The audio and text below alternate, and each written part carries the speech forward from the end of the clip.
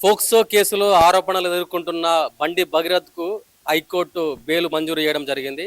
ఇదే అంశంలో మనతో మాట్లాడడానికి బీఆర్ఎస్ పార్టీ మహిళా నాయకురాలు మంజుల రాణి గారు ఉన్నారు. ఒకసారి మాట్లాడదాం. అసలు బండి భగీరథకు బెయిల్ ఎందుకు ఇచ్చింది హైకోర్టు అని చెప్పేసి.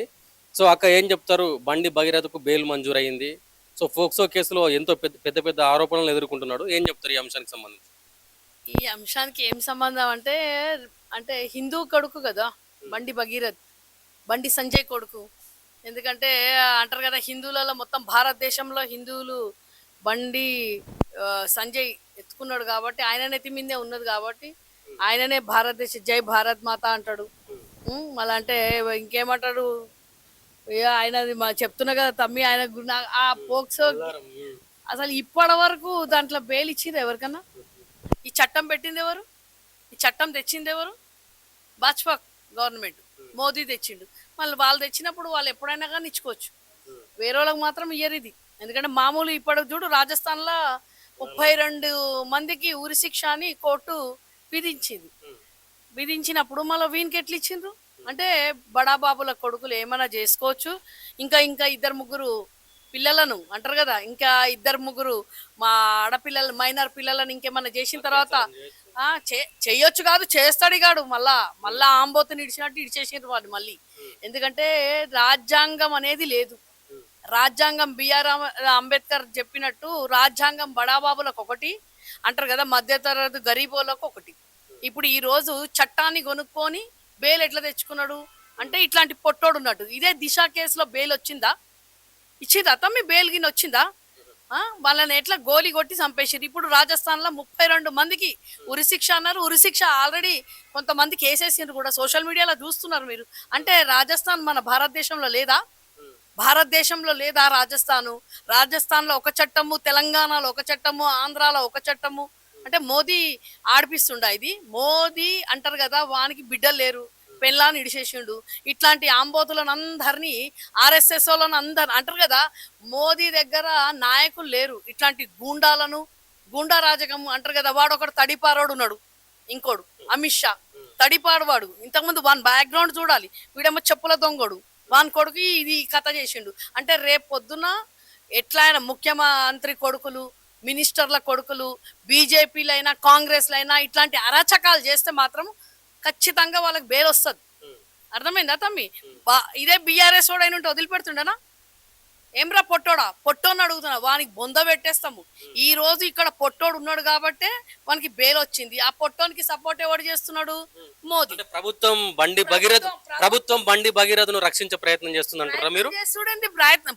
బెయిల్ వచ్చిందంటేనే అయిపోయింది. బెయిల్ వచ్చిందంటే కేల్ ఖతం, దుకాన్ బంద్ అయిపోయి అన్నట్టు. అయిపోయి ఏం లేవు. మళ్ళీ ఎందుకు బెయిల్ అని ఉరిపోయాలి కదా. ఇప్పుడు ఈ రోజు రాజస్థాన్ లో ఉరి పోసినప్పుడు ఈ రోజు ఎందుకు తెలంగాణలో వాడిని అది చేసిండు? బెయిల్ ఎట్లిస్తాడు తమ్మి? అంటే ఆ పిల్ల కాదా వీని బిడ్డ అయిన ఉంటే ఇట్లనే వదిలిపెడుతుండనా? బెయిల్ ఇప్పిస్తుండనా పొట్టోడు? మన మీద చూసుకోవాలి. ఈ రోజు నువ్వు ఒక ప్రజలు 4 కోట్ల ప్రజలు నీకు వాళ్ళకి జవాబుదారీ ఇవ్వాలి. ఇట్లా ఆడపిల్లల మీద అత్యాచారాలు చేస్తే మినిస్టర్ల కొడుకులను, ఎమ్మెల్యే కొడుకులను, హిందువులను, బంధువులను, రోహిన్లు అంటే మళ్ళీ రోహిన్లు గాన్లు వచ్చి చేసిండ్రా ఆ పిల్లను? రోహిన్ గాన్లా ఈరోజు చేస్తున్నారు. మళ్ళీ ఓటు కోసం ఒక ఓటు దొంగతనం చేస్తేనేమో రోహిన్లు అంటున్నారు. మళ్ళీ ఒక అమ్మాయిని అత్యాచారం చేస్తే రోహిన్ గాన్ల కన్నా హీనంగా విని బట్టలిప్పి ఉరికిపిచ్చి వాడిని చంపి పారేయాలి. ఈ రోజు రాజస్థాన్ లో చంపేయలేదా? ఎందుకు చంపుతారు వాడిని? ఎట్లా బెయిల్ ఇస్తారు? అంటే ఈ రోజు మామూలు వాళ్ళకు ఒకటి చట్టము, ఇట్లాంటి బడాబాబులకు ఒక చట్టమా? చెప్పుతోని కొడతాం బండి సంజయ్ అయినా కానీ, ఇట్లాంటి పొట్టోనైనా, మోదీగానైనా, అమిత్ షా అంటారు కదా రాజకీయంలో ఉన్నంత దిగజారిన రాజ్యాంగంలో చెప్తున్నా కదమ్మా. ఇదే మా బాబు కేసీఆర్ దిశ కేసులో గోలి కొట్టిపించిండు, చంపిపించేసిండు వాళ్ళని 3 రోజులలో తీర్పు. మళ్ళీ ఈ రోజు హైకోర్టు ఎట్లిస్తుంది? న్యాయస్థానం ఎట్లిస్తుంది? అంటే న్యాయం వీళ్ళ చేతులలో ఉన్నదా? ఎట్లిస్తారమ్మా? అసలు దీనికి బెయిల్ లేదు. నాన్ బెయిలబుల్ కేసు ఇది. నాన్ బెయిలబుల్ కేసుకు బెయిల్ ఎట్లా వస్తుంది? వీడు ఎగ్జామ్లు ఎట్లా రాస్తాడు? ఎవంది వీకడానికి అని చెప్పేసి ఎగ్జామ్లకు వీడికి బెయిల్ ఇచ్చిండ్రు. బడాబాబుల కొడుకు అని చెప్పి బెయిల్ ఇస్తాడా? ఈ రోజు 1 నిమిషం లేట్ అయితే పిల్లలను ఎగ్జామ్ హాల్లకు పంపిస్తారు. సిగ్గు శరం లేదు రేవంత్ రెడ్డి. చెప్పుతోని కొడతారు. గాడిది నీకు ఎక్కడ పోతున్నావురా? నువ్వు ఎక్కడ తీసుకుపోయినవురా తెలంగాణను? 1 నిమిషం తండ్రి మొన్న బొరలాడిండు. ఐటీ ఎగ్జామ్లు అవి ఎగ్జామ్లలో పిల్లలు బొర్లాడుతుంటే కూడా తీసుకోపోలేదు. ఈ బాడ ఏమనాలిగా దొంగ బాడహోలో వీడు పిల్లని ఖరాబ్ చేస్తే మనకి బెయిలిస్తావా అంటే ఇంకెంతమంది పిల్లలను ఖరాబ్ చేయమంటున్నావు, ఇంకెంతమంది మీద అగత్యాలు చేయమంటున్నారు, ఇంకెంతమందికి వీళ్ళు ఇప్పుడు అది చేసినట్టే కదా తమ్మి. ఎంతమంది మినిస్టర్ల కొడుకులు ఈ పెద్ద పెద్ద పిల్లలు అందరు ఇదే పని చేస్తారు. ఎక్కడంటే అక్కడ గంజాయి అమ్ముతున్నారు, ఎక్కడంటే అక్కడ రేపులు అవుతున్నాయి. ఈ పొట్టోని ఎప్పుడైతే బొంద పెడతారో అప్పటి వరకు ఇట్లనే ఉంటది తెలంగాణ. ఈ రోజు తెలంగాణలో ఆంధ్ర కుక్కలు వచ్చి వరుతున్నాయి, ఆంధ్ర కుక్కలు వచ్చి ఈడ వరుతున్నాయి. ఇట్లాంటి అంటారు కదా రేపులు చేసే ముండా కొడుకులకు బెయిల్ ఇస్తున్నారు. ఏందమ్మా రక్తం ఉడికిపోతుంది. ఇదే రాజస్థాన్ లో అమ్మాయి 13 ఏళ్ళ అమ్మాయిని చేస్తే 32 మందిని చచ్చిపోవాలని చెప్పి కోర్టు ఇచ్చింది. ఇక్కడ వీడవాడు దేనికి ఎవరికి పుట్టిండు వీడు? ఏం ఆకాశంలోకి చూడిపడ్డా? బండి సంజయ్ కొడుకు, బండి సంజయ్ కొడుకేనా? నా పేరు చెప్పుకోకుండా మాట్లాడండి అన్నాను. సిగ్గు లేదా బండి సంజయ్? ఎట్లయితే బెయిల్ ఇడిపిస్తావు? ఎట్లా ఊకుంటారు న్యాయస్థానంలో? ఎట్లయితే లాయర్లు వస్తలేరు, మహిళలు వస్తలేరు, ఎవరు ముందుకు వచ్చి ఎందుకు మాట్లాడతలేరు? మీ పిల్లల మీద ఇట్లనే అయితే ఊకుంటారా? ఈ రోజు ఒక ఆడపిల్లకి అయితే ఉరిశిక్ష వేసింది అదే న్యాయస్థానం. ఇక్కడ న్యాయస్థానంలో ఏం సంకనాకుతున్నారా?